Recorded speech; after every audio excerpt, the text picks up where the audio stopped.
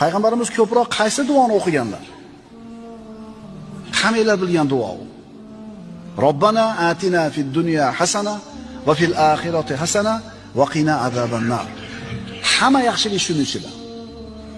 Parvardigoro bizlarga bu dunyoda ham yaxshilikni ber, oxiratda ham yaxshilikni ber va bizni jahannam azobidan qutqar. Nima kirmayapti mashina ichiga? Qaysi yaxshilik kirmayapti buning ichiga? Va qaysi yomonlikdan qutulishlik kirmayapti buning ichiga? Ser mazmun va juda ko'p xayriyatlarni o'z ichiga olgan duo.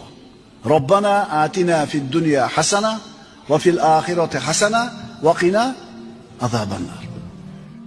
Payg'ambarimiz bir kuni bir bemor kishini ziyoratiga bordilar. Haligi bemor odam og'ri urib shu jussasi kishini bo'lib ketgan, jo'jaday bo'lib qolgan.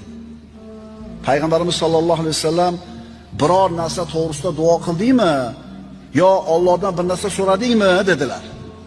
Haligi bemor, ha, men ey Allohim, menga oxiratda beradigan jazoingni dunyoda tezroq bergin deb duo qilgan edim dedi.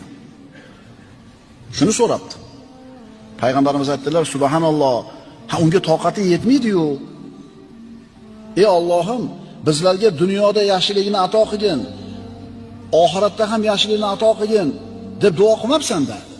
Robbana atina fid dunya hasana va fil oxirati hasana. Haligi odam payg'ambarimiz o'rgatgan shu duoni qiluvdi, shifo berdi. Qani shifo so'ramasdan dardni beraver, oxiratda beradigan jazoni shu dunyoda ele ko'tarib qo'yay deb so'rayotdi, jo'jaday bo'lib qopti, jasadi qiylanib. Endi shifo so'radi, Alloh taolo shifo berdi.